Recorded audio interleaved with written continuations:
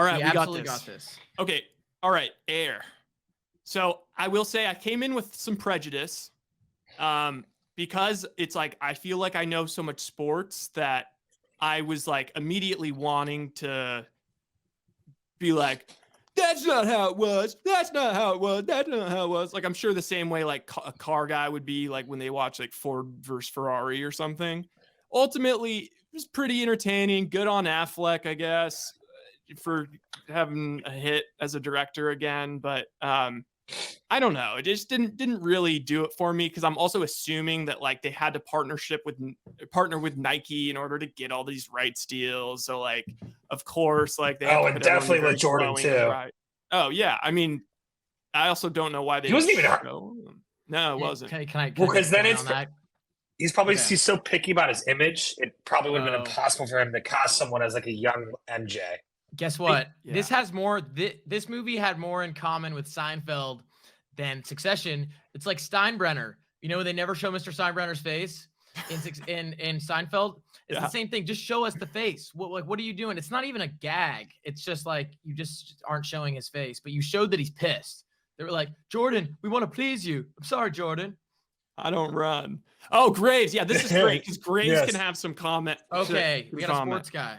Yeah, great. Grave, we need your opinion and any questions you have on our opinion on Air.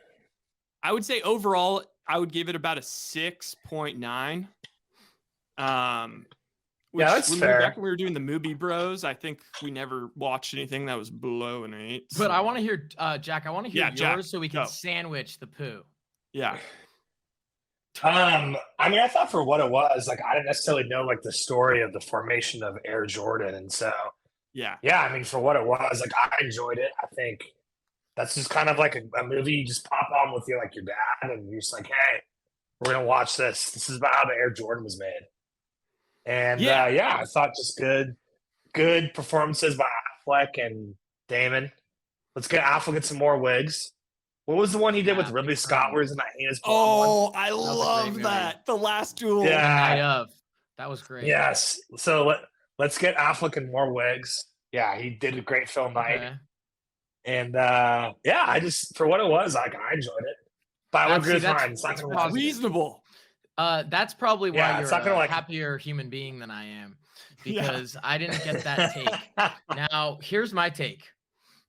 My take is it's good for a TV movie on CBS in 1992. What I felt about it was that I'm really contrarian on this one.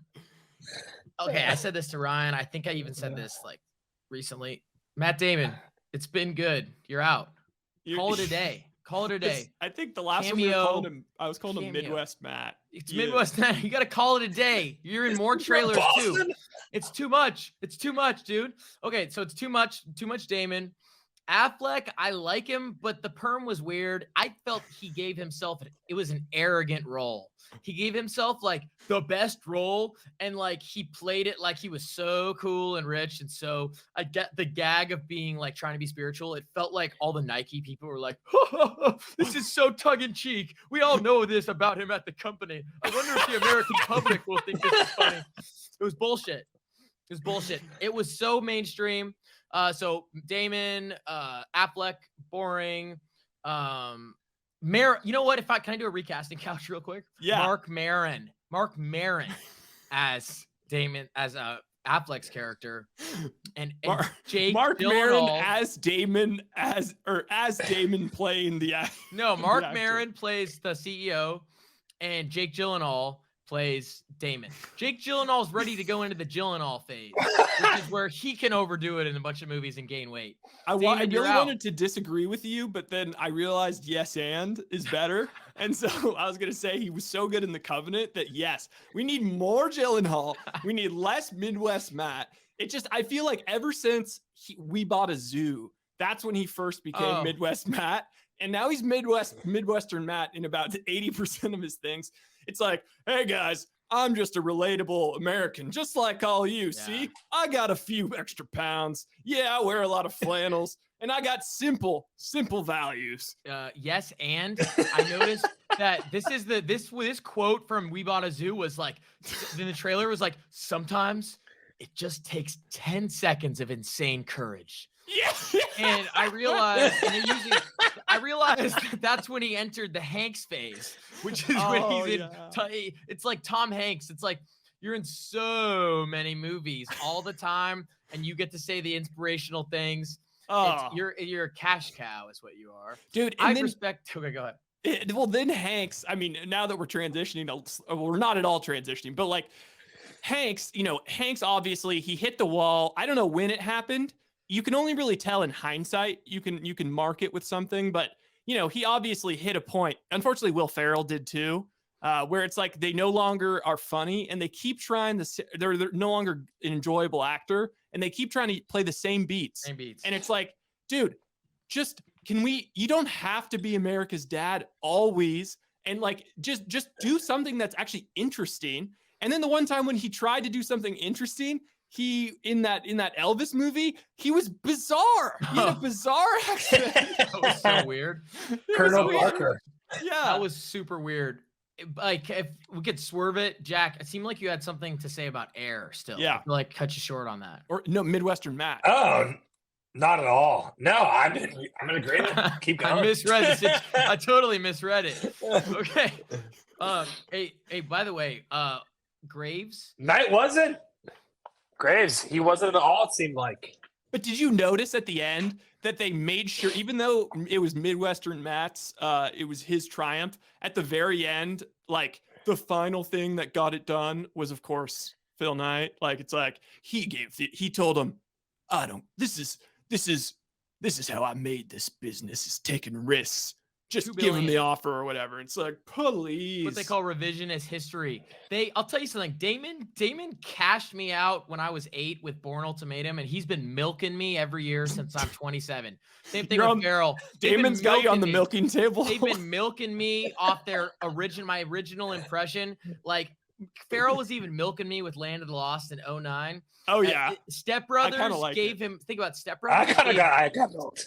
Step Brothers gave him 22 decades of milking me for my money. That's how good that movie was.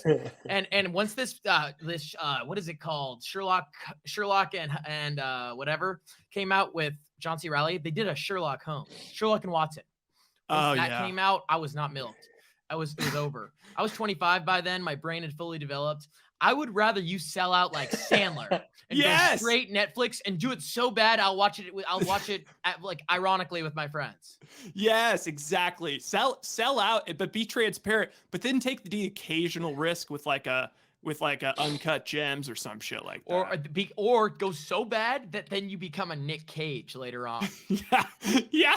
You're so bad that then you set yourself up for another career arc. Oh, well, Aaron, it's interesting you made that comment. Oh, I don't know about that one. It didn't look good. But no, Aaron, you made that comment earlier. What'd you say it was? Like a made-for-CBS TV movie? Yeah. But I think they formed this new production company, and I think they have a deal with Amazon. And I think that's kind of be their strategy going forward. You make these movies that cost like, $70 million. You pay your stars and crews super well. And then, it does like a 2-week run in theaters, and then boom, Amazon Prime streaming. Interesting business model. Well, you know what? They're training me to not go to the theater. That's what they're doing with that. I mean, I'm definitely goddamn glad I didn't spend my money on it. Oh, we didn't even talk about the reason why we were so prejudiced, really, besides the mainstream, was like, we heard our friends that normally don't go see movies were going to go see the movie. And I think immediately that was like, red flag. None of them saw it, by the way. Oh, so the person that borrowed Aaron's podcast equipment, I won't reveal his name on stream, but his comment was best movie ever. Oh, his name on this stream is The Tangler. The Tangler. I think I'm going to be rolling with this for a while. So The Tangler loved it. I got to say this. It's not polite. The Tangler's favorite food is pizza, and his second favorite food is mac and cheese. And that right there, his favorite movie's Air, and his second favorite movie is like what, Balls of Fury. I would say give me something else average. But anyway, Entourage is his favorite show. Whatever. But we won't be too ruthless. No, what? Yeah, whatever art you are is the art you like. There's nothing wrong with it. All art is subjective. It's a mac and cheese movie. Yep. That's what I have to say. Remember, let's. I want to ask you guys something. Graves gets it. Is he 12 years old? Graves. That's a good question. Add Graves, 15 to that, Graves. Add 15, but Graves, do this for me. Enter in what kind of movie would take you to the theater now? What genre of movie? What movie does it take to get you out of the theater? I want to know from one of our fans, because then I actually want to ask everyone in this pod that same question. What does it take? Well, so one of the things this makes me think is like there's absolutely nothing wrong with like people. It's like somebody that's not into sports, like they'll show up and watch the Super Bowl, or like they won't be watching like the NFL every weekend and watching NBA regular season, but they'll show up for the big games just to kind of show up.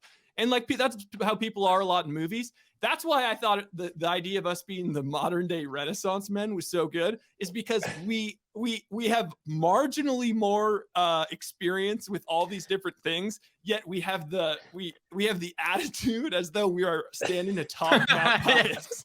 It's completely we're pious. Yeah. Okay, by the way, I love that point. And I just have Graves. Oh, go ahead.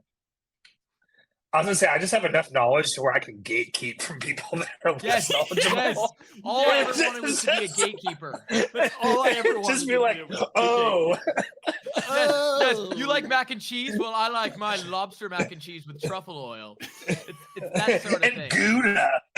Yeah, definitely a little bit of Gouda. I like to go to a side note. I went to a Swiss restaurant with my buddy last weekend, and I got the most mild cheese there, and it was too sharp for me. Dang, So I might have to put up one of those photos. Yeah, please do. But hey, want to address Graves. You said action movies will take you out to theater. I can get behind that because I guess you want the biggest screen possible. Maybe you want to see it in XD. But curious, Jack, where are you with that? Action movies in 2023. Well, do we have an action movie rec for him? Besides, he's got to see what is Covenant. it? Guy Ritchie's Covenant. Although that's now you can pay $20 and see the Covenant now at home. Won't be the same. Sisu is good action. Great action.